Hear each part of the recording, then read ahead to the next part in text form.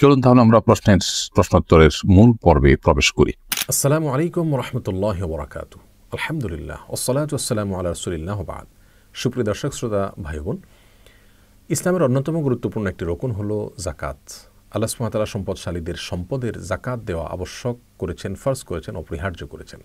জাকাত সম্পর্কে আমাদের অনেক প্রশ্ন এবং জিজ্ঞাসা রয়েছে, সেরকম 50টি প্রশ্নের আজ আমরা উত্তর দেওয়ার চেষ্টা করব ইনশাআল্লাহ বিইذনিল্লাহ। আশা করি প্রশ্নোত্তরের মাধ্যমে জাকাত সম্পর্কে আমাদের মৌলিক ধারণা হয়ে যাবে, সেই সাথে জাকাতের অনেক খুঁটিনাটি বিষয় সম্পর্কেও আমরা জানতে পারব। তাহলে শুরু করা যাক সেই প্রশ্নোত্তরের পর্ব। সর্বপ্রথম যে প্রশ্ন দিতে চাই তা হলো, জাকাত কাদের উপরে অপরিহার্য হয়, আবশ্যক হয়, ফরজ হয়, অর্থাৎ কাদের জন্য জাকাত দেওয়া ফরজ? এর উত্তর হলো, মুসলিমদের উপরে জাকাত দেওয়া ফরজ যদি কোনো মুসলিম সুস্থ মস্তিষ্ক সম্পন্ন হন, সেই সাথে জাকাত দেওয়ার মতো সম্পদ অর্থাৎ জাকাত দেওয়ার মতো নেশাব পরিমাণ সম্পদের মালিক হন এবং সেটা তার কাছে 1 বছর অবস্থান করে, তাহলে সেক্ষেত্রে তার জন্য জাকাত দেওয়া জরুরি হয়ে যায়। অমুসলিমদের বা অসুস্থ মস্তিষ্ক সম্পন্ন বা অভয় মানুষের জন্য জাকাত দেওয়া জরুরি নয়। 2 নম্বর প্রশ্ন হলো, জাকাত কাদেরকে দেওয়া যায়? জাকাতের টাকা যাদেরকে দেওয়া যায় তাদের সম্পর্কে আল্লাহ সুবহানাহু ওয়া তাআলা কোরআনে কারিমের সূরা তাওবার 60 নম্বর আয়াতে আলোকপাত করেছেন। 8 শ্রেণীর মানুষ বা 8টি খাত রয়েছে, এগুলোতে জাকাত দেওয়া যায়।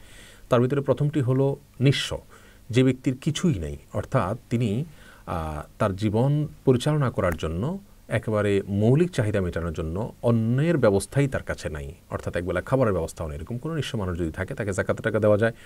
দ্বিতীয় হলেন অভাবী মানুষ, অর্থাৎ যে ব্যক্তি নিঃস্ব নন কিন্তু তার কাছে যা আছে তা দিয়ে তার চলে না, মৌলিক চাহিদা তিনি পূরণ করতে পারেন না এবং অভাব রয়েছে, তার অনটন রয়েছে, এই ব্যক্তিকে জাকাত টাকা দেওয়া যায়। 3 নম্বর হলো, জাকাত যারা কালেকশন করেন তাদেরকে বেতন ভাতা হিসেবে জাকাতের টাকা দেওয়া যায়। ইসলামী রাষ্ট্র ব্যবস্থায় যারা জাকাত কালেকশন করেন তাদেরকে বেতন ভাতা হিসাবে জাকাতের টাকা থেকে দেওয়া যাবে। 4 নম্বর, জাকাতের খাত হলো মুআল্লাফাত কুলুবুহুম, অর্থাৎ কোনো অমুসলিম যদি তার দ্বারা কোনো মুসলিমরা ক্ষয়ক্ষতির আশঙ্কা করেন বা ক্ষয়ক্ষতির শিকার হন, তাহলে জাকাতের টাকা তাকে দিলে যদি তার ক্ষয়ক্ষতি থেকে বাঁচা যায় তাহলে সেক্ষেত্রে জাকাতের টাকা দেওয়া যাবে। ইসলামের দিকে তাকে আকৃষ্ট করার জন্য জাকাতের টাকা দেওয়া যাবে।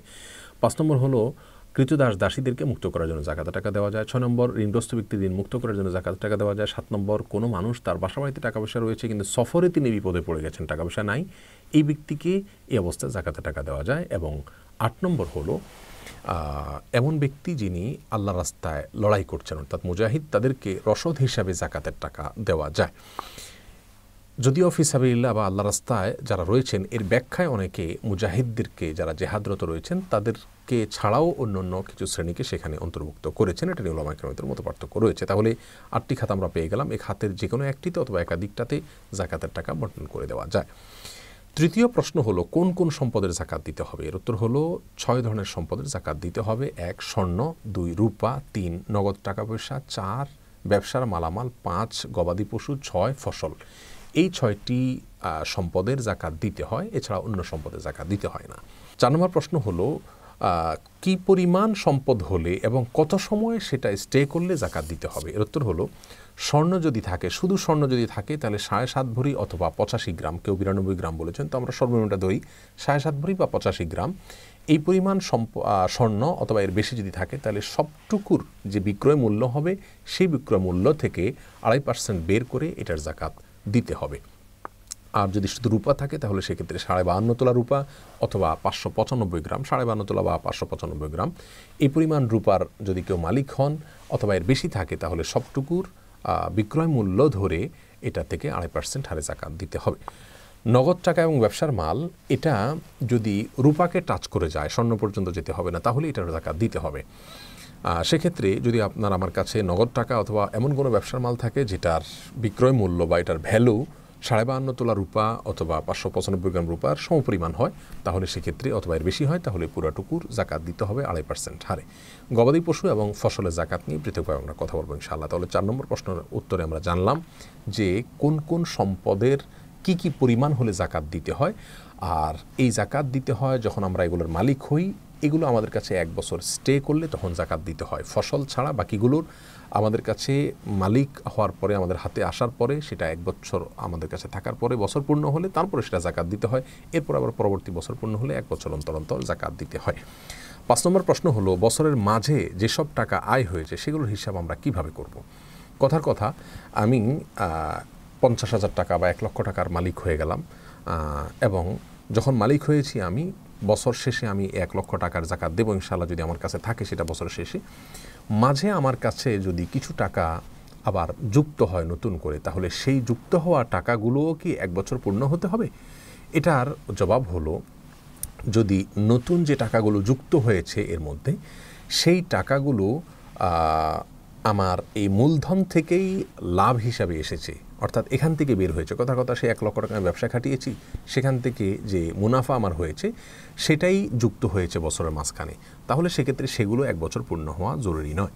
বছরের শুরুতে আমার কাছে 1 লক্ষ টাকা আছে, এরপরে বিভিন্ন সময় আমার এই 1 লক্ষ টাকার লাভ বা মুনাফা হতে হতে সেটা বছর শেষে গিয়ে 1.5 লক্ষ টাকা দাঁড়ালো, তাহলে বাকি 50,000 যেটা, সেটা তো বছর পূর্ণ হয়নি, সেটা কোনোটা 2 মাস পরে, কোনোটা 3 মাস পরে আসছে, এভাবে হতে হতে 50,000 টাকা যোগ হয়েছে। তাহলে বছর শেষে আমার যা আছে পুরোটা জাকাত দেব, পুরোটার বছর পূর্ণ হওয়া জরুরি নয়, অর্থাৎ যে মুনাফাটা এখান থেকে হয়েছে সেটা বছর পূর্ণ না হলেও চলবে। আর যদি ভিন্ন সোর্স থেকে টাকাটা আসে, অর্থাৎ সে মূলধনের থেকে লাভ হিসাবে বের হয়েছে বা তার মুনাফা হিসাবে আমার সাথে যুক্ত হয়েছে এমন নয়, বরং অন্য খাত থেকে আমার কাছে টাকা এসেছে, তাহলে সেই টাকা 1 বছর পূর্ণ হতে হবে কিনা, ওলামা একরাম বলেছেন যে সেই টাকা 1 বছর পূর্ণ হলে তখন জাকাত দিতে হবে। যদিও জাকাত পূর্ণ হওয়া ছাড়াও আপনার মূলধনের সাথে মিলিয়ে সেটাকে জাকাত দেওয়া যাবে। আবার অনেক ওলামা একরাম বলেছেন যে না, ওইটা বছর পূর্ণ হওয়া জরুরি নয়, বরং সেটাকে মূলধনের সাথে মিলিয়ে জাকাত দিয়ে দিতে হবে। তাহলে আমার জাকাত যখন ফরজ হলো, তারপরে যখন বছর পূর্ণ হবে, বছর পূর্ণ হওয়ার আগে মাঝখানে যদি কোনো টাকা আমার আসে, সেটা মূল টাকার সাথে যুক্ত হয়ে সেটার জাকাত আমরা বছর শেষে একসাথে দিয়ে দিব। 6 নম্বর প্রশ্ন হলো, পাওনা টাকার জাকাত কে দিবে? অর্থাৎ আমি কারোর কাছ থেকে হয়তো আমার টাকা পাওনা আছে, আমি তাকে লোন দিয়েছি, তাহলে আমার এই লোনের টাকাটার জাকাত যিনি লোন নিয়েছেন দেনাদার তিনি দিবেন, নাকি আমি পাওনাদার হিসাবে আমি দেব? উত্তর হলো, আমাকে দিতে হবে। অর্থাৎ যিনি লোন দিয়েছেন তিনি টাকার মালিক, যিনি লোন নিয়েছেন তিনি টাকাটার মালিক নন, যার কারণে যিনি লোন দিয়েছেন তাকেই জাকাত দিতে হবে। এক্ষেত্রে একটু ব্যাখ্যা রয়েছে। যদি এমন হয় যে আমি কাউকে লোন দিয়েছি এবং তিনি টাকাটা দিচ্ছেন না, গড়িমসি করছেন, তাহলে অনেক বছর যদি হয়ে যায়, তাহলে সেক্ষেত্রে অনেক বছর পর যদি আমি টাকাটা পাই তার কাছ থেকে, তাহলে পেছনের সমস্ত বছরের জাকাত আমাকে দিতে হবে। এটা হলো আমাদের ওলামা ইকরামের দৃষ্টিভঙ্গি। সৌদি আরব ওলামা ইকরামের অনেকের দৃষ্টিভঙ্গি হলো ভিন্ন। এক্ষেত্রে তারা বলেন, ইবনে উসাইমিন রাহিমাহুল্লাহ সহ অনেকে বলেছেন যে পাওনা টাকার জাকাত, আপনি কারোর কাছে টাকা পাওনা আছে, তো অনেক বছর পরে তিনি যদি আপনাকে টাকাটা ফেরত দেয়, তাহলে সর্বশেষ বছরের জাকাত আপনি দিবেন, শুধু বাকি বছরের জাকাত দিতে হবে না।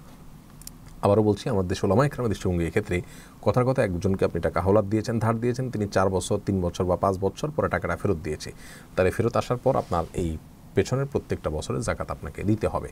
আর যদি তিনি টাকাটা দেবেন সে আশা আপনার রয়েছে, সেই হিসাবে আপনি আগে থেকে জাকাত দিয়ে যান বছরে বছরে, তার কাছে টাকাটা পাওনা রয়েছে, সেই পাওনা টাকাটা আপনার সম্পদের সাথে যুক্ত করে আপনি সেটা হিসাব কাউন্ট করে বছর বছর দিয়ে যান, তাহলে তো যখন আপনি টাকাটা পেয়ে গেলেন তখন আর বিগত বছরে জাকাত দেওয়ার প্রশ্ন আসে না। তাহলে পাওনা টাকার জাকাত যিনি টাকার মালিক, অর্থাৎ যিনি লোন দিয়েছেন তাকেই দিতে হবে।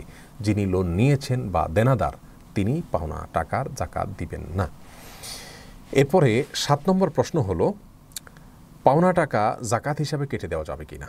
অনেক সময় আমরা কাউকে ধার দেওয়ার পরে লোকটা আর দিতে পারেন না বা দেন না, সেক্ষেত্রে আমরা এটাকে জাকাত হিসাবে কাউন্ট করতে পারবো কিনা? উত্তর হলো না, আমরা এটাকে জাকাত হিসাবে কাউন্ট করতে পারবো না, বরং দেওয়ার সময় যদি জাকাতের নিয়ত করে দেই তাহলে সেটাকে জাকাত হিসাবে কাউন্ট করা যাবে। আর যদি দেওয়ার সময় জাকাত হিসাবে কাউন্ট করা না হয়, পরবর্তীতে আমি মাঝখানে ফেসে গেছি, টাকাটা উসুল করতে পারছি না অথবা সে দিতে পারছে না, এই পরিস্থিতিতে এসে আমি তাকে জাকাতের থেকে কেটে দিলে সেটাতে আমার জাকাত আদায় হবে না, কারণ ইন্নামাল আমালু বিন্নিয়াত, আমি যখন টাকাটা দিয়েছি তখন কিন্তু জাকাতের নিয়তে দেইনি, এখন আদায় করতে পারছি না, ঠেকে গেছি, তাই আমি এখন জাকাতের নিয়ত করে ফেলছি, বা জাকাত আদায় হবে না। যদি জাকাত আদায় করতে হয় তাহলে ওই ব্যক্তিকে আগে কিছু টাকা দিতে হবে, সেই যেহেতু ঋণগ্রস্ত ব্যক্তি হিসাবে তাকে জাকাত দেওয়া যাবে, সেই হিসাবে জাকাতের টাকা আপনি তাকে দিবেন, দিয়ে তার কাছ থেকে টাকাটা আবার লোন পরিশোধ হিসাবে নিয়ে নেবেন। এভাবে করলে জাকাতের টাকা আদায় হবে। 8 নম্বর প্রশ্ন হলো, ব্যবহৃত স্বর্ণের জাকাত দিতে হবে কিনা?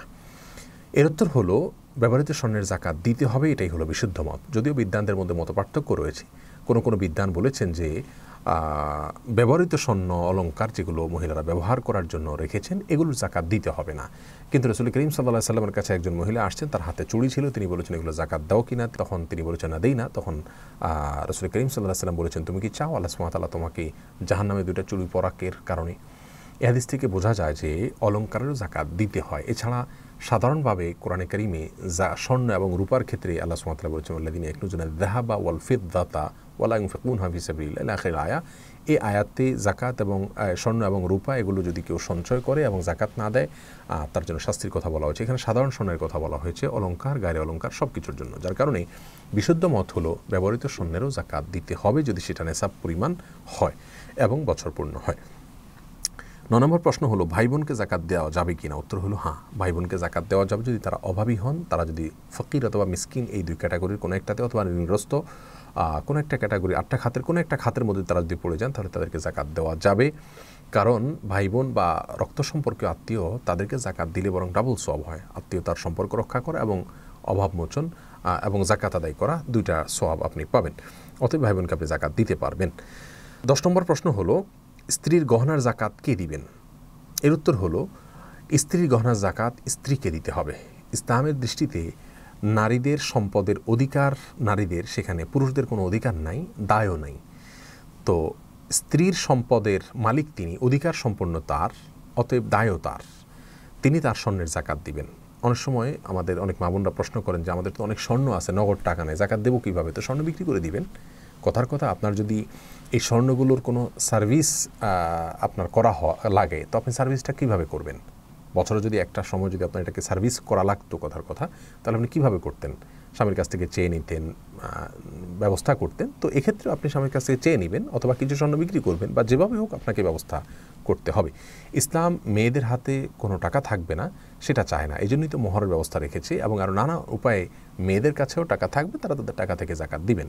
হ্যাঁ, কোনো মেয়ের যদি শুধু স্বর্ণ থাকে, কোনো টাকা না থাকে, তিনি চাইলে তার স্বামী, বাবা, ভাই কারোর কাছ থেকে সহায়তা নিয়ে তার জাকাতের টাকা তাদের কাছ থেকে আদায় করে নিয়ে জাকাত দিতে পারবেন, অথবা স্বর্ণ বিক্রি করে হলেও তাকে জাকাত দিতে হবে। যেভাবে হোক স্বর্ণ তার যদি স্বর্ণ অথবা অলংকার জাকাত দেওয়ার মতো নেশা পরিমাণ হয় তাহলে তাকে জাকাত দিতেই হবে, আর জাকাতটা তার জন্য দেওয়া কর্তব্য।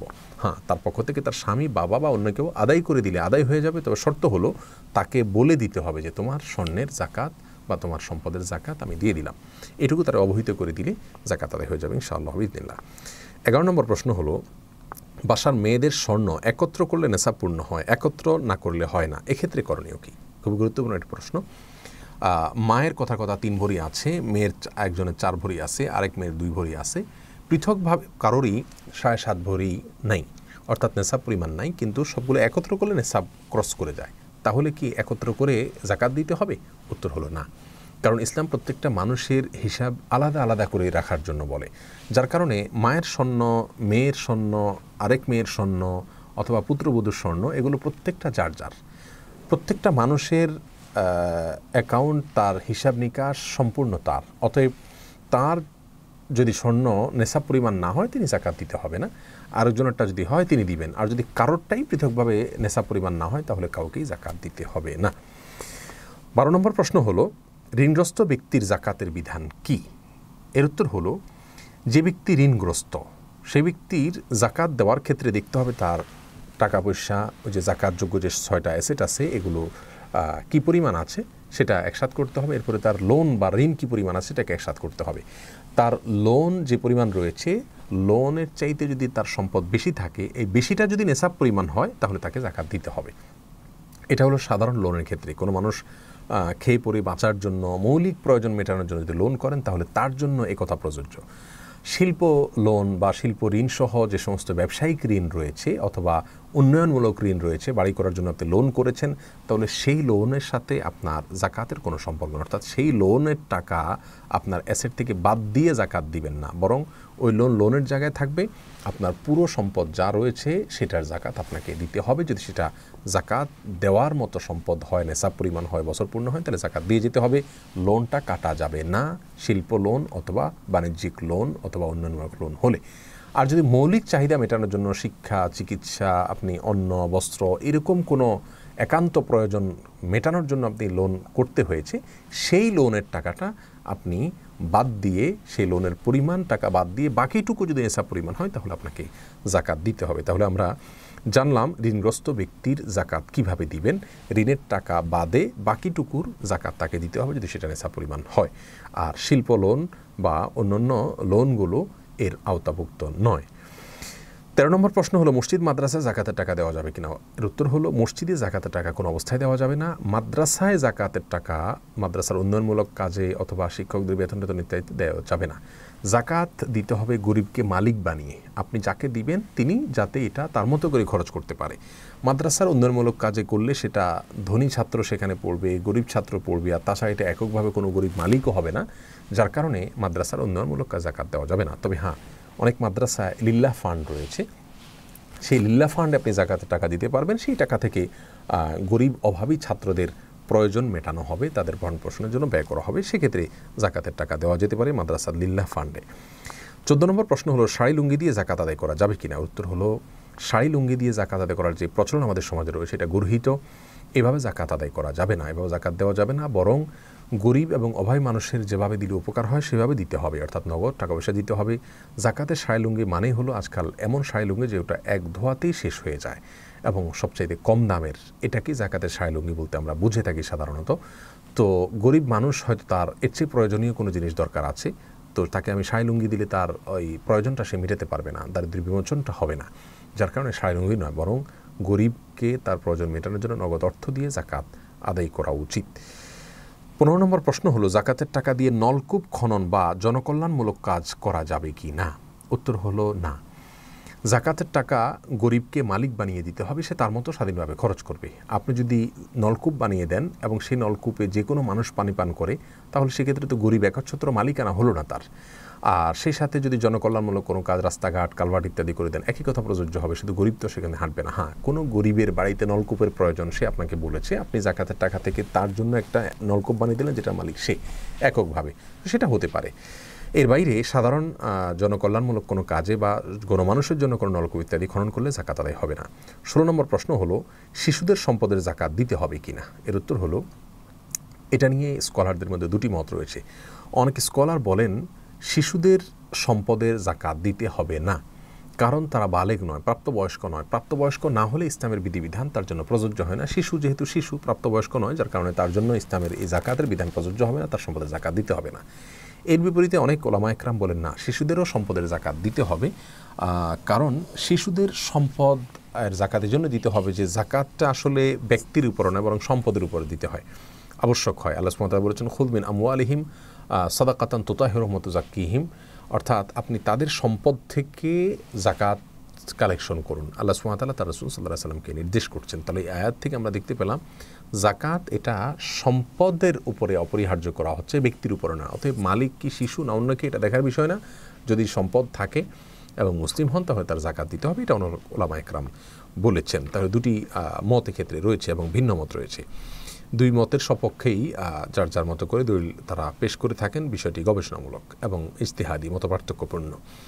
17 নম্বর প্রশ্ন হলো জাকাত কি রমজান মাসেই দিতে হয়।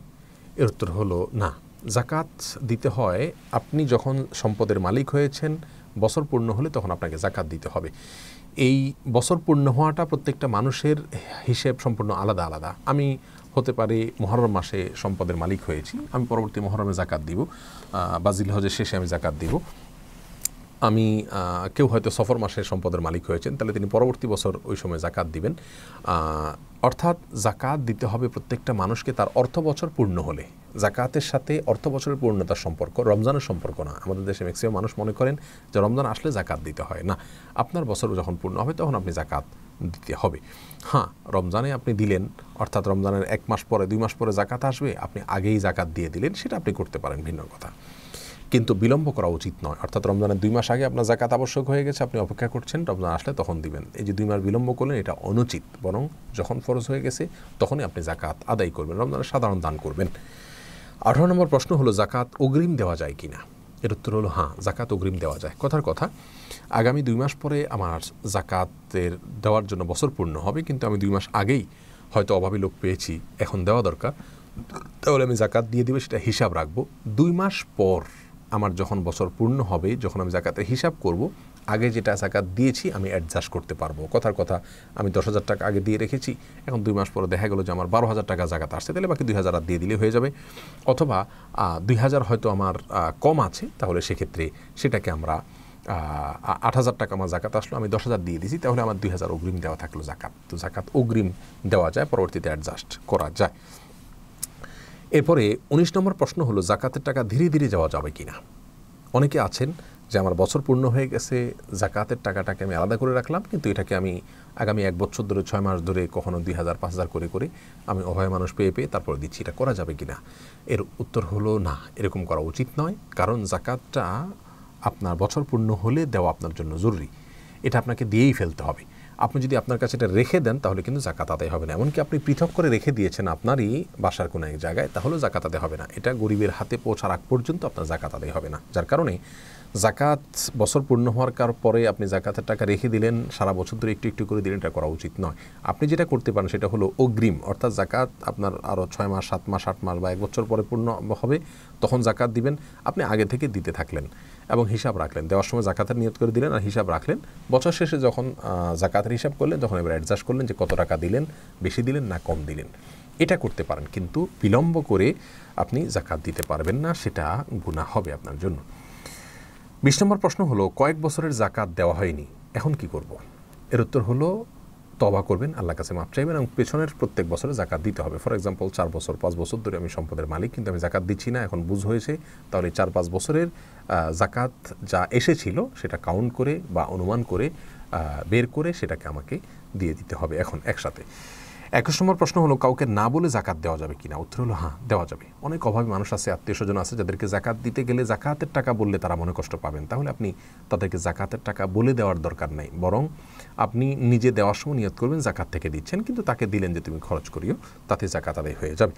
22 নম্বর প্রশ্ন হলো স্বর্ণ ও রূপার মধ্যে কোনটাকে নেশাব হিসাবে ধরতে হবে। এর উত্তর হলো আপনার নগদ টাকা বা ব্যবসার মাল যদি হয় তাহলে সেটা স্বর্ণ বা রূপার যে কোনো একটার সাথে মিলে গেলেই আপনাকে জাকাত দিতে হবে, কারণ দুইটাই হলো মৌলিক। যেহেতু রূপার দাম কম, অতএব রূপার সাথে মিলে যাবে খুব সহজে, সেটাই স্বাভাবিক। যার কারণে কারোর কাছে যদি শুধু টাকা থাকে অথবা ব্যবসার মাল থাকে তাহলে সেটা স্বর্ণের নেশাব পূর্ণ হওয়ার অপেক্ষা করার দরকার নেই, কারণ 85 গ্রাম স্বর্ণের নেশাব পরিমাণ টাকা হতে অনেক টাকা লাগবে, কিন্তু রূপা 55 বা 52.5 তোলা বা 595 গ্রাম রূপা, এটার মূল্য পরিমাণ টাকা বা ব্যবসার মাল হতে খুব বেশি টাকা বা বেশি ব্যবসার মাল লাগবে না। যার কারণে সর্বনিম্নটাকে হিসাব করতে হবে। জাকাতের ক্ষেত্রে স্বর্ণ এবং রূপার ক্ষেত্রে যে কোনো একটার সাথে মিলে গেলেই জাকাত দিতে হবে, কারণ সর্বনিম্নটাই আমাকে ধরতে হবে। স্বর্ণ বা রূপার যে কোনো একটা, কোনো কালে কোনো সমাজে যদি কথার কথা এমন হয় অলৌকিকভাবে যে স্বর্ণের দাম কম হয়ে গেল, রূপার দাম বেশি হয়ে গেল, তাহলে স্বর্ণের সাথে মিলে গেলে তারা তখন জাকাত দিবেন। তো আমাদেরকে এখন বর্তমানে যেহেতু রূপার দাম কম, দেখতে হবে যে নগদ টাকা অথবা ব্যবসার মাল এটা যদি এটার যে মূল্য বা ভ্যালু এটা যদি রূপার সমপরিমাণ হয়ে যায় তাহলে আমাকে জাকাত দিতে হবে, স্বর্ণের জন্য আর অপেক্ষা করার দরকার নাই। 23 নম্বর প্রশ্ন হলো বাবা মাকে জাকাতের টাকা দেওয়া যাবে কি না। এর উত্তর হলো বাবা মাকে জাকাতের টাকা দেওয়া যাবে না। নিজের বাবা মাকে জাকাতের টাকা দিবেন না, নিজের সন্তানদেরকেও জাকাতের টাকা দিতে পারবেন না। আপনি বাবা মাকে জাকাতের টাকা দিলে তাহলে তাদেরকে ভরণ পোষণ আপনি কোথায় দিচ্ছেন। তাদের জাকাতের টাকা দেওয়ার উপযুক্ত হওয়ার মানে হলো তাদের ভরণ পোষণের ব্যবস্থা নেই। ভরণ পোষণ তো আপনার কর্তব্যের অংশ, আপনি সন্তান হিসাবে, তাহলে আবার জাকাতের টাকা কেন দিবেন। যদিও অনেক ওলামা ইকরাম বাবাকে জাকাতের টাকা দেওয়া যাবে বলে থাকেন, কিন্তু বিশুদ্ধ মত হলো জাকাতের টাকা বাবাকে দিবেন না, কারণ বাবার ভরণ পোষণের দায়িত্ব আপনার উপরে যদি তার কোনো সম্পদ না থাকে। আপনি জাকাত দিচ্ছেন, তার মানে জাকাত দেওয়ার মতো সম্পদ আপনার রয়েছে, তাহলে আপনি জাকাত কেন দিবেন, আপনি তো ভরণ পোষণ দিবেন বাবা মাকে, যার কারণে তাদেরকে জাকাতের টাকা দিতে পারবেন না। আর সন্তানদেরও ভরণ পোষণ দেওয়ার দায়িত্ব আপনার, যার কারণে তাদেরকে আপনি যে ভরণ পোষণের দেওয়ার দায়িত্ব যেহেতু আছে, জাকাতের টাকা তাদেরকে দিতে পারবেন না। যাদের ভরণ পোষণের দায়িত্ব আপনার নয়, যেমন ভাই বোন, তাদের বালেগ হয়ে গেলে, প্রাপ্তবয়স্ক হয়ে গেলে তাদের আর ভরণ পোষণের দায়িত্ব আপনার থাকে না, যার কারণে তাদেরকে আপনি জাকাত দিতে পারবেন। এমনিভাবে যে কোনো আত্মীয় স্বজন যাদের ভরণ পোষণ বহন করা ইসলামী শরীয়তের দৃষ্টিকোণ থেকে আপনার উপরে আবশ্যক নয়, কর্তব্য নয়, তাদেরকে আপনি জাকাতের টাকা দিতে পারবেন। 24 নম্বর প্রশ্ন হলো ডায়মন্ডের জাকাত দিতে হবে কিনা। এর উত্তর হলো না। ডায়মন্ড বা হীরা এগুলোর দাম যতই হোক না কেন, যদি এগুলো ব্যবহারের জন্য অলংকার হিসাবে থাকে তাহলে এগুলোর জাকাত দিতে হবে না, কারণ স্বর্ণ এবং রূপা এটাই হলো আন্তর্জাতিক মুদ্রা হিসাবে ধরা হয়, এগুলোর জাকাত শুধু দিতে হবে। ডায়মন্ড এটার যদি ব্যবসায়িক পণ্য হিসাবে কেউ রাখেন দোকানে বিক্রির জন্য, তাহলে সেক্ষেত্রে ওটার মূল্যের জাকাত দিতে হবে, মূলধনের মূল্যের জাকাত দিতে হবে। 25 নম্বর প্রশ্ন হলো স্ত্রী জাকাত স্বামী আদায় করলে হবে কিনা। এর উত্তর হলো হ্যাঁ, স্ত্রী জাকাত স্বামী আদায় করলে হয়ে যাবে, তবে স্বামী স্ত্রীকে জানাতে হবে যে তোমার জাকাত আমি দিয়ে দিলাম। স্ত্রী জানলেনই না, তিনি তার মতো দিয়ে দিলেন, তাহলে জাকাত আদায় হবে না। 26 নম্বর প্রশ্ন হলো, কোনো বেনামাজিকে জাকাত দেওয়া যাবে কি না? এর উত্তর হলো, বেনামাজি যদি তিনি নামাজ পড়ছেন না কিন্তু নামাজ পড়া উচিত এটা মনে করেন, বা নামাজ না পড়ার কারণে অপরাধ বোধ আছে, নামাজকে অস্বীকার করেন না, তাহলে তাকে জাকাতের টাকা দেওয়া যাবে, কারণ এ ধরনের ব্যক্তিকে আমরা কাফের মনে করি না। হ্যাঁ, যে সমস্ত ওলামায়ে কেরাম মনে করেন যে বেনামাজি তিনি কাফের, ইচ্ছাকৃত সালাত ত্যাগকারী কাফের, এরকম যারা মনে করেন তাদের মতে বেনামাজিকে জাকাত দেওয়া যাবে না। 27 নম্বর প্রশ্ন হলো, কিছু স্বর্ণ আর কিছু টাকা আছে, কোনোটারই নেশাব পূর্ণ হয়নি, তাহলে জাকাত কিভাবে দিব? খুবই গুরুত্বপূর্ণ একটি প্রশ্ন। কথার কথা, আপনার কাছে 3 ভরি স্বর্ণ আছে আর নগদ 20,000 টাকা আছে, তাহলে 20,000 টাকা এটাও 52.5 তোলা রূপা কেনার মতো টাকা নয়, তাহলে টাকার পৃথকভাবে জাকাত হয় না। আবার 3.5 ভরি অথবা 3 ভরি স্বর্ণ রয়েছে, এটা স্বর্ণের নেশাব পূর্ণ হয় না, যার কারণে পৃথকভাবে সেটারও জাকাত আসে না। তাহলে টাকা এবং স্বর্ণ আলাদা আলাদা ধরলে কোনোটারই জাকাত আসে না। সেক্ষেত্রে আমরা দুইটাকে মিলিয়ে জাকাত দিতে হবে কিনা? উত্তর হলো হ্যাঁ। যেহেতু টাকা আছে এবং সাথে স্বর্ণ আছে, সেক্ষেত্রে সমস্ত ওলামায়ে কেরাম একমত ব্যাপারে যে আমাদেরকে মেলাতে হবে।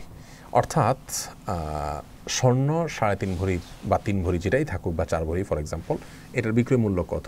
যদি এটার বিক্রয় মূল্য 1.5 লক্ষ বা 2 লক্ষ টাকা হয়, তাহলে তার সাথে আর 20,000 ক্যাশ যুক্ত করে 1,60,000, 70,000 বা 80,000 যেটাই হয়, এটা যেহেতু 52.5 তোলা রূপা কেনার মতো হয়ে গেছে, অতএব এটার জাকাত দিতে হবে। শুধু স্বর্ণ থাকলে সেক্ষেত্রে 7.5 ভরির আগে জাকাত দেওয়া লাগতো না। যেহেতু স্বর্ণের সাথে নগদ টাকা অথবা রূপা বা ব্যবসার মাল যুক্ত হয়েছে, এবার পুরাটা মিলে রূপারটা টাচ করলেই জাকাত দিতে হবে। কোনো আলেমরা এর বিরোধিতা করেন, কিন্তু জমহুর বা সংখ্যাগরিষ্ঠ ওলামায়ে কেরাম সারা দুনিয়াতে, আরবে অনারবে, আমাদের দেশের সব জায়গায় ওলামায়ে কেরাম এক্ষেত্রে এই ফতোয়াই দিয়েছেন। অর্থাৎ যদি শুধু নগদ টাকা থাকে, যে টাকা আলাদাভাবে রূপার নেশাব পূর্ণ করে না, আবার স্বর্ণ থাকে, সে স্বর্ণের নেশাব পূর্ণ করে না, তাহলে দুইটাকে একত্র করে, দুইটার ভ্যালুকে একত্র করার পরে যদি রূপার সমপরিমাণ হয়, রূপার নেশাব সমপরিমাণ হয়, তাহলে পুরাটুকু জাকাত 2.5% হারে দিতে হবে। অনেকেই মাসআলা না জানার কারণে আমরা জাকাত দিচ্ছি না, অথবা এভাবে হিসাব করলে অনেক লোকের কিন্তু জাকাত হয়ে যায়। 28 নম্বর প্রশ্ন হলো, স্বর্ণ বা রূপার জাকাত কি বাজার মূল্য হিসাব করে দিতে হবে নাকি বিক্রয় মূল্য হিসাব করে? এর উত্তর হলো, বিক্রয় মূল্য হিসাব করে দিতে হবে। আপনার কাছে যে পরিমাণ স্বর্ণ বা রূপা রয়েছে অথবা ব্যবসার মাল রয়েছে, এটা এখন বিক্রি করতে গেলে যে পরিমাণ মূল্য পাবেন আপনি, সেই পরিমাণ মূল্য হিসাব করে তার থেকে 2.5% বের করে জাকাত দিতে হবে। এটা আপনি কেনার সময় কত দিয়ে কিনেছেন সেটাও দেখার বিষয় নয়, এবং এটা আপনি বাজারে এখন কিনতে গেলে কত দিয়ে কিনবেন সেটাও দেখার বিষয় নয়, আপনি বিক্রি করতে গেলে কত মূল্য পাবেন সেটা দেখার বিষয়। সেখান থেকে 2.5% বের করে আপনাকে জাকাত দিতে হবে।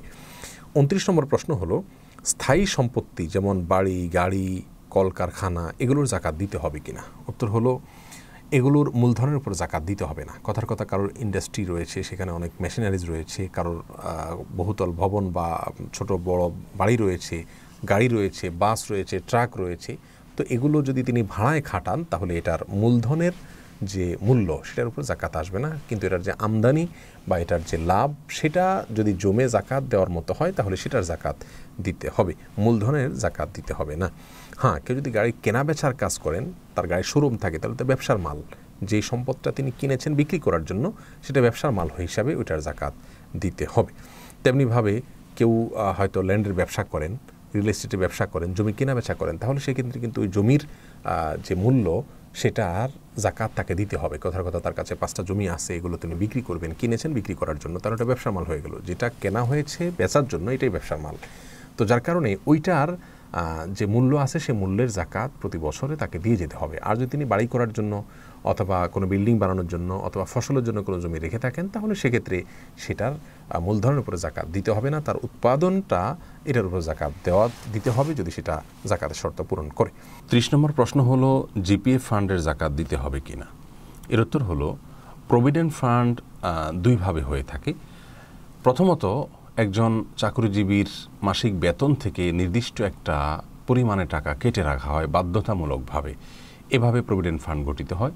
যদি বাধ্যতামূলকভাবে তার বেতন থেকে কিছু টাকা কেটে রাখা হয় এবং সে টাকাটা তার হাতে আসার আগে থেকেই কেটে রাখা হলো, চাকরি শেষ হওয়া ছাড়া তাকে টাকা দেওয়া হবে না, তাহলে এই প্রভিডেন্ট ফান্ডের জাকাত একজন চাকরিজীবীকে দিতে হবে না। আর যেই টাকাটা চাকরিজীবী তার প্রভিডেন্ট ফান্ডে তিনি নিজে স্বেচ্ছায় কর্তন করিয়ে প্রতি মাসে সেখানে যুক্ত করে থাকেন, এরকম সুযোগও আছে, এভাবেও প্রভিডেন্ট ফান্ড হয় আমরা জানি, তাহলে এই টাকাটা তিনি নিজে স্বেচ্ছায় সঞ্চয় করেছেন, এটার জাকাত তাকে দিয়ে যেতে হবে। ঠিক একই নিয়ম সরকারি চাকরির ক্ষেত্রে যেমন রয়েছে, অনেক বেসরকারি প্রতিষ্ঠানেও রয়েছে। তাদের জন্য একই কথা এবং একই মাসআলা প্রযোজ্য হবে যদি একই পদ্ধতি সেখানে অবলম্বন করা হয়। 31 নম্বর প্রশ্ন হলো, সরকারকে ট্যাক্স দিলে কি জাকাত দিতে হবে? এর উত্তর হলো অবশ্যই দিতে হবে। ট্যাক্সের সাথে আসলে জাকাতের কোনো সম্পর্ক নেই। ট্যাক্স আপনি সরকারকে দিচ্ছেন, সরকার কেন ট্যাক্স নিচ্ছে, ইসলামী দৃষ্টিকোণ থেকে ট্যাক্স নেওয়া উচিত না জাকাত নেওয়া উচিত, সেটা আরেক আলোচনার বিষয়। কিন্তু সরকারকে ট্যাক্স দিলে সেই ট্যাক্স সরকার তার মতো করে খরচ করে, তাদের মতো করে খরচ করে, কিন্তু জাকাত খরচের জন্য ইসলামের কিছু নীতিমালা রয়েছে। অতএব আপনার ট্যাক্স দিলেও আপনাকে জাকাত দিতে হবে, এটাকে কোনোভাবে কাটাকাটি করা যাবে না। 32 নম্বর প্রশ্ন হলো, গবাদি পশু এবং ফসলের জাকাতের বিবরণ কি?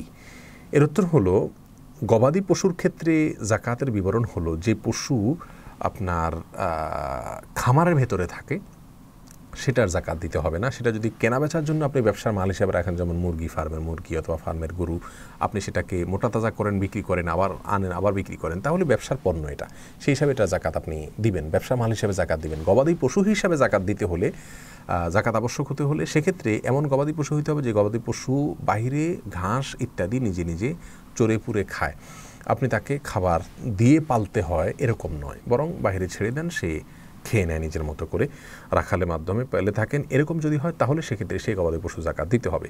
গবাদি পশুর নেশাব কি? এটাও 1 বছর একবার দিতে হয়।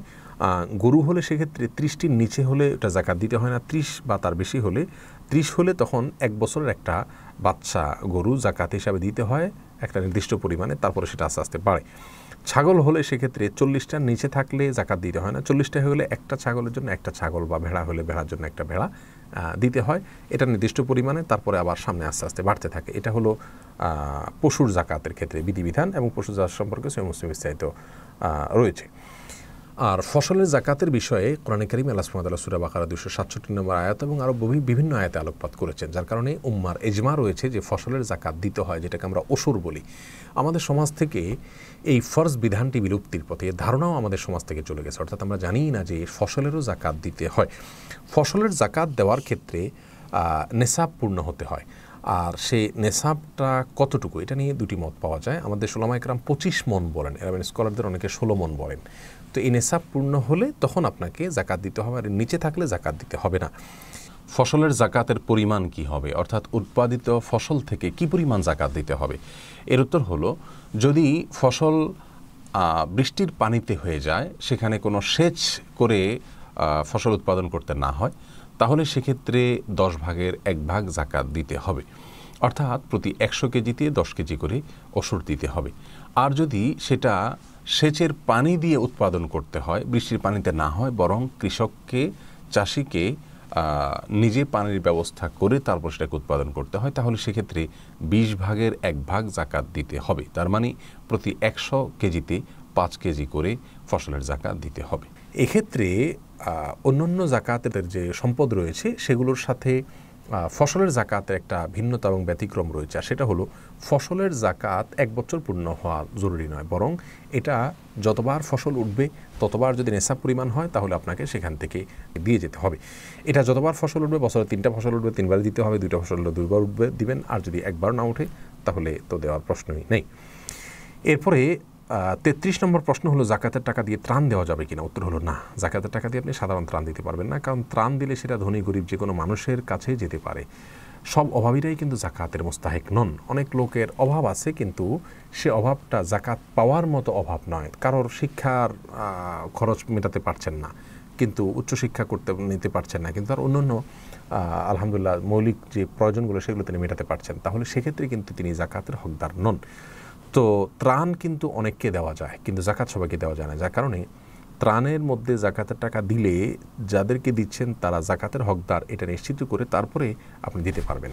34 নম্বর প্রশ্ন হলো, অভাবী লোককে টাকা না দিয়ে কোনো কিছু কিনে দেওয়া যাবে কিনা? উত্তর হলো, তার জন্য উপকারী যেটা হয় সেটা দিয়ে দেওয়া হবে, কারণ হাদিসে দানের ক্ষেত্রে, সাদাকার ক্ষেত্রে গরিবের জন্য যেটা কল্যাণকর সেটাই দেওয়ার জন্য আমাদেরকে নির্দেশ দেওয়া হয়েছে, যার কারণে আজকাল ক্যাশ টাকা দিলে তার সবচেয়ে বেশি উপকার হয়, তখন ক্যাশ টাকা দিতে হবে। কিন্তু কোনো অভাবী লোককে যদি ক্যাশ টাকা দিলে সে এটাকে নষ্ট করে ফেলবে, এটার সঠিক ব্যবহার করবে না, এরকম আশঙ্কা থাকে, তাহলে সেক্ষেত্রে তার জন্য কল্যাণকর কোনো কিছু করে দিলেন, সেটা আপনার জন্য জায়েজ হবে। আল্লাহ তাআলা বলছেন ওয়ালা তুতুসুফা আমওয়ালাকুম, তোমাদের সম্পদ নির্বোধদেরকে দিও না, তারা এগুলো নষ্ট করে ফেলবে। 35 নম্বর প্রশ্ন হলো ডিপিএসের জাকাত দিতে হবে কিনা। উত্তর হ্যাঁ, ডিপিএসের জাকাত আপনাকে দিতে হবে, যেহেতু এটা আপনার সম্পদ এবং আপনি এই সম্পদের যে কোনো সময় এটাকে আপনি উঠাতে পারবেন, নির্দিষ্ট সময় শেষেই আপনি এটাকে উত্তোলন করতে পারবেন এবং ভাঙতে পারবেন, সেই হিসাবে ডিপিএসের টাকা জাকাত দিতে হবে। 36 নম্বর প্রশ্ন হলো ব্যবসার জাকাত কিভাবে হিসাব করব। এর উত্তর হলো আপনি ব্যবসার মালকে বছর যখন পূর্ণ হয়ে যাবে, বছর পূর্ণ হওয়ার পর আপনি কী পরিমাণ মাল আছে সেটাকে হিসাব করে বের করবেন, এরপর এটার বিক্রয় মূল্য যেটা সেটা বের করে সেখান থেকে 2.5% আপনাকে জাকাত দিতে হবে। 37 নম্বর প্রশ্ন হলো চাষের মাছের জাকাত কিভাবে দিতে হবে। এর উত্তর হলো আমি যে মাছ চাষ করছি সে মাছটা ব্যবসার পণ্য, আমি এটার পোনা কিনছি, তারপরে সেটা বড় করে তারপর বিক্রি করছি, এটা কিনছি এবং বিক্রি করছি, ব্যবসা পণ্য হিসাবে এটার যে বিক্রয় মূল্য আছে সেটা ধরে আমাকে 2.5% হারে জাকাত দিতে হবে। 38 নম্বর প্রশ্ন হলো শ্যালক যদি গরিব হয় দুলাভাইয়ের কাছে জাকাতের টাকা নিতে পারবে কিনা। উত্তর হলো হ্যাঁ পারবে, কারণ শ্যালকের ব্যয়ভার বহন করা দুলাভাইয়ের জন্য আবশ্যক নয়, যার কারণে তিনি জাকাত থেকে তাকে টাকা দিতেই পারেন। 39 নম্বর প্রশ্ন হলো অমুসলিমকে জাকাতে টাকা দেওয়া যাবে কিনা। উত্তর হলো সাধারণ অবস্থায় দেওয়া যাবে না, কারণ জাকাত এটা মুসলিমরা দিবে, মুসলিমদেরকে দিতে হবে, অর্থাৎ মুসলিমদের টাকা মুসলিমদেরকে দিবে, যেহেতু অমুসলিমরা এখানে দিচ্ছে না, অতএব অমুসলিমদেরকে জাকাত দেওয়ার প্রশ্ন আসে না। হ্যাঁ, সাধারণ দানের টাকা মুসলিম অমুসলিম সবাইকে দেওয়া যাবে। এরপর 40 নম্বর প্রশ্ন হলো জাকাতের টাকা কি বিভিন্ন সেবামূলক সংগঠনকে দান করা যাবে। যদি কোনো সেবামূলক সংগঠন আপনার ইসলামিক সংগঠন হয়, ওলামা ইকরামের প্রত্যক্ষ তত্ত্বাবধান থাকে, তারা জাকাতের টাকাকে উপযুক্ত হকদারের কাছে পৌঁছাবেন বলে নিশ্চয়তা থাকে, তাহলে সেক্ষেত্রে তাদের কাছে জাকাতের টাকা দেওয়া যেতে পারে, সেক্ষেত্রে হিসেব করে দায়িত্বের সাথে দিতে হবে।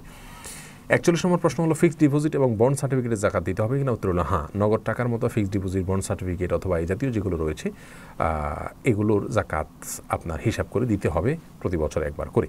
42 নম্বর প্রশ্ন হলো বছরের মাঝামাঝি নেশাব থেকে কমে গেলে জাকাত দিতে হবে কিনা। অনেকের এমন হতে পারে বছরের শুরুতে জাকাত দেওয়ার মতো 52 তোলা রূপা কেনার মতো টাকা ছিল, বছরের শেষেও ছিল, কিন্তু মাঝখানে কিছু টাকা কমে গেছে, অর্থাৎ নেশাব থেকে নিচে নেমে গেছে, তাই তারা জাকাত দিতে হবে কিনা।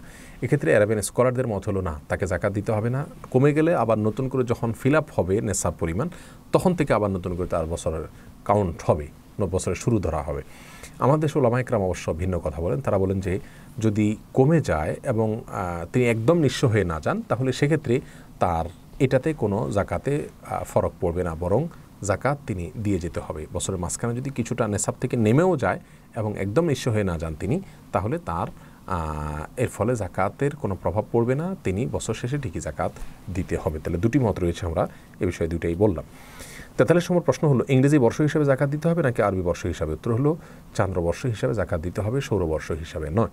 আমরা যদি কেউ চান্দ্রবর্ষে হিসাব করাটা কঠিন হয়, তাহলে সৌরবর্ষ হিসাব করে আমরা সৌরবর্ষের সাথে চান্দ্রবর্ষের যে কয়েকটা দিনের ডিফারেন্স বা পার্থক্য রয়েছে সেই 10-15 দিন আগে আমরা জাকাত দিয়ে দিলে জাকাত আদায় হয়ে যাবে সৌরবর্ষ হিসাব করলেও। 44 নম্বর হলো ব্যবহারের গাড়ি বা মূল্যবান আসবাবপত্রের জাকাত দিতে হবে কি না। এর উত্তর হলো ব্যবহারের গাড়ি যত বড় দামি হোক না কেন বা মূল্যবান আসবাবপত্র যত দামি হোক না কেন, এগুলোর জাকাত দিতে হবে না। 45 নম্বর প্রশ্ন হলো হজ বা বিয়ের উদ্দেশ্যে জমানো টাকার জাকাত দিতে হবে কিনা। উত্তর হলো হ্যাঁ, হজ, বিয়ে বা ভালো কাজের জন্য আপনি টাকা জমা করেছেন, যেহেতু এটা জমা করা টাকা থাকে, তাহলে সেক্ষেত্রে এটারও জাকাত আপনাকে দিয়ে যেতে হবে। 46 নম্বর প্রশ্ন হলো জাকাত হিসেবের সময় মহরের টাকা বাদ দেওয়া যাবে কি না।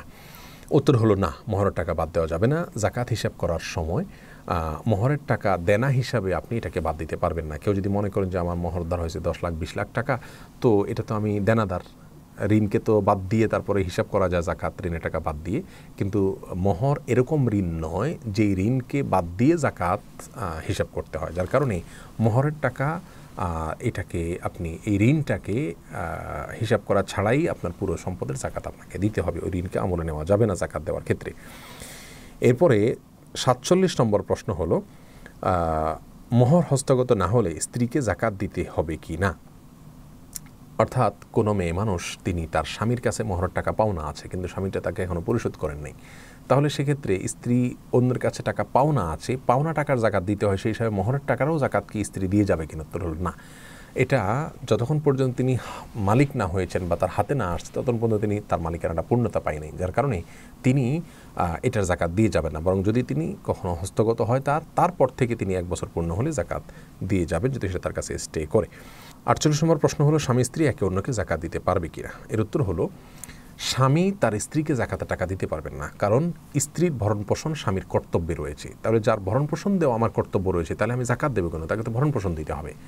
আর স্ত্রী যদি সম্পদশালী হন, স্বামী যদি অভাবী হন, তাহলে সেক্ষেত্রে স্বামীকে স্ত্রী জাকাতের টাকা দিতে পারবেন, কারণ স্বামীর ভরণ পোষণ স্ত্রীর দায়িত্বে পড়ে না, যার কারণে তিনি তাকে জাকাতের টাকা দিতে পারবেন। তাহলে আমরা জানলাম যে স্বামী তার স্ত্রীকে জাকাতের টাকা দিতে পারবেন না, কিন্তু স্ত্রী স্বামীকে জাকাতের টাকা দিতে পারবেন। 49 নম্বর প্রশ্ন হলো জাকাতের টাকা পৃথক করে রাখলেই কি আদায় হয়ে যাবে? অনেক ভাইরা আছেন জাকাতের টাকা বছর পূর্ণ হলে পৃথক করে রাখেন, এরপর আস্তে আস্তে সেখান থেকে দেন। উত্তর হলো আপনি পৃথক করে রাখলে জাকাত আদায় হয়ে যাবে না, যতক্ষণ পর্যন্ত গরিবের কাছে পৌঁছায় না দেবেন ততক্ষণ পর্যন্ত জাকাত আদায় হবে না। 50 নম্বর প্রশ্ন হলো কাজের লোকজনকে জাকাত দেওয়া যাবে কিনা। এর উত্তর হলো আমাদের কাজের লোকজন, কাজের বুয়া হোক, হাউস ড্রাইভার হোক, অথবা অন্য অধীনস্থ কোনো লোকজন হোক, তারা যদি জাকাত পাওয়ার মতো হকদার হয়, অভাবী হয়, আজকাল কিন্তু অনেক কাজের লোকদেরও অনেক সঞ্চয় থাকে, যদি সেরকম কিছু না হয় তাহলে জাকাতের হকদার হলে তাদের বেতন ঠিকঠাক মতো দিয়ে অতিরিক্ত হিসাবে জাকাতের টাকা আপনি দিতে পারবেন। আর যদি বেতনের টাকার জায়গায় আপনি জাকাত দেন নাউজুবিল্লাহ, তাহলে সেক্ষেত্রে তো আপনার জাকাত আদায় হবে না। তাহলে কাজের লোকজনকে জাকাতের টাকা দেওয়া যাবে শর্ত সাপেক্ষে, যদি তারা জাকাতের হকদার হয় এবং বেতনের এক্সট্রা হিসাবে যদি আপনি তাদেরকে দেন তাহলে জাকাত আদায় হয়ে যাবে ইনশাআল্লাহ বিদিনিল্লাহ। প্রিয় দর্শক, জাকাত সম্পর্কে 50টা প্রশ্ন উত্তর আমরা জানলাম। এরকম আরও বহু প্রশ্ন আছে যেগুলোর উত্তর আমাদের জানা উচিত। আমি আশা করি এই 50টা প্রশ্নের উত্তর থেকে আপনি সেগুলোর উত্তর নিজে নিজে বের করে নিতে পারবেন। তারপরেও আপনার পুরো বিষয়টা কি আরও ভালোভাবে জানার জন্য কোনো আলেমের শরণাপন্ন হয়ে জাকাত সম্পর্কে বিস্তারিত জেনে তারপর আমরা জাকাত আদায় করবো। আল্লাহ সুবহানাহু ওয়া তাআলা আমাদের সকলকে ইসলামের নলেজ অর্জন করা, কোরআন ও সুন্নাহর ইলম অর্জন করার যে ফজ রয়েছে সেই ফজটা আল্লাহ তাআলা আমাদের সবাইকে আদায় করার তৌফিক দান করুন। আজকের মতো তাহলে এখানে শেষ করছি। ইনশাআল্লাহ জাকাত বিষয়ে কথা হবে অন্য কোনো আলোচনায়, অন্য কোনো অনুষ্ঠানে, লাইভে অথবা রেকর্ড কোনো অনুষ্ঠানে। আল্লাহ তাআলা আমাদের সবাইকে ভালো রাখুন, সুস্থ রাখুন। আসসালামু আলাইকুম ওয়া রাহমাতুল্লাহি ওয়া বারাকাতুহু।